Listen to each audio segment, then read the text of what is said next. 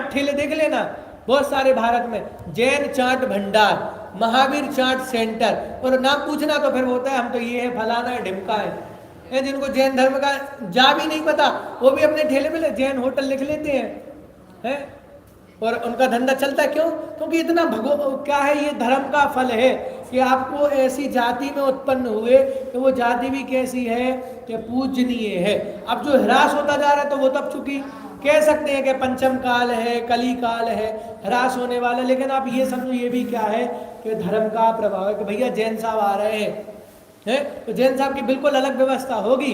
क्यों? कि पूर्व में धर्म की आराधना करी, धर्मात्माओं ने धर्म की आराधना करी ना, तो वो ऐसी प्रभावना हुई कि हम भी उनके कुल में उत्पन्न हुए, तो हमें क्या होता है कि वैसा वो मिलता है कि जो उनने किया प्रभावना, और उसका फल हमें प्राप्त होता है। तो ये क्या कहा कि कल्प वृक्ष, चिंतामणि, रत्न सभी को धर्मात्मा के दरवाजे पर खड़े समझो। तो ये चीजें धर्मी के तो सहज ही आ जाती हैं। और क्या कहा, धर्म के फल की महिमा कोई कोटि जिब्बाओं द्वारा भी कहने में समर्थ नहीं हो सकता। कि वास्तव में जितना दुख है जितनी प्रतिकूलता है, वे सब है धर्म से रहित होने में है, या धर्म नहीं है जिनके जीवन में, उनको ये सब प्रतिकूलताएं दिखती हैं। और जिनको धर्म है या जिनके पास धर्म है या जो धर्म के स्वरूप को समझते हैं, उनको फिर इन सब चीज़ों से कोई मतलब ही नहीं रहता।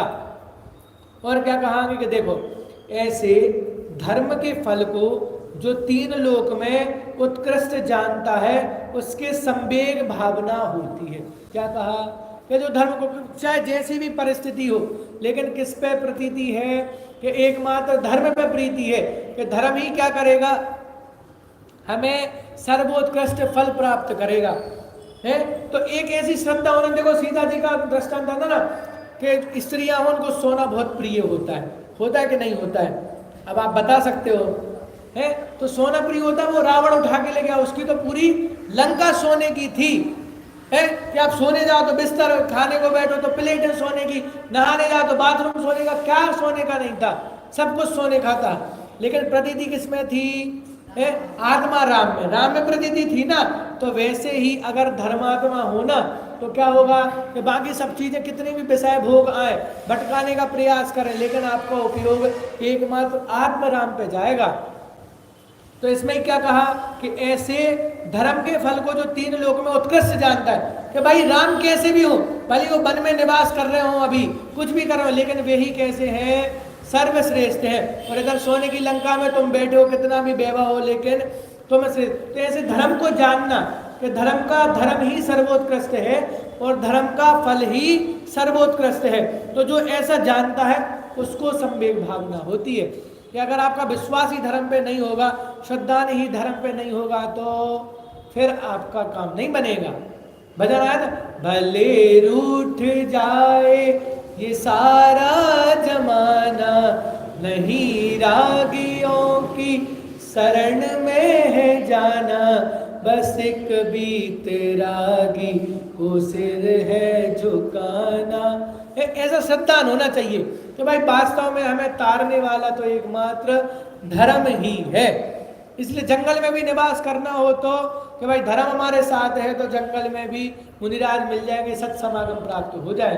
और धर्म सहित साधर्मी जीवों को देखकर आनंद उत्पन्न होना, धर्म की कथनी में आनंदमय होना, कि धर्म को सुनने में भी और कहने में आनंद, मजबूरी से नहीं कहना, कि प्रसन्नता अंदर से आना, और तथा भोगों से विरक्त हो जाना, वह संवेग नाम की पांचवी भावना है।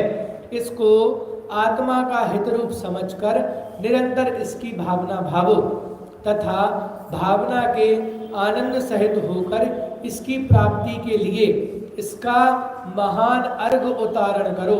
इस प्रकार संवेग नाम की पांचवी भावना का वर्णन किया कि संसार शरीर और भोगों का स्वरूप बताया, तो उनका स्वरूप समझ के उनसे विरक्ति होना, और धर्म का स्वरूप बताया और धर्म का फल भी बताया, तो उसमें क्या करना, अनुरक्त होना, उसमें अनुराग लाना, उसमें प्रतीति होना, वो क्या है, संवेग नाम की भावना हो।